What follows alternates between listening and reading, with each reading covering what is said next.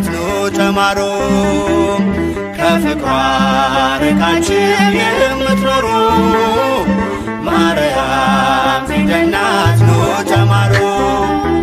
ወደ ቀድሞ ነገር እንመለስ የአምላክን እናት እናወድስ ከፍቅሯ ርቃችሁ የምትኖሩ ማርያም ፊደል ናት ኑ ተማሩ ከፍቅሯ ርቃችሁ የምትኖሩ ማርያም ፊደል ናት ኑ ተማሩ።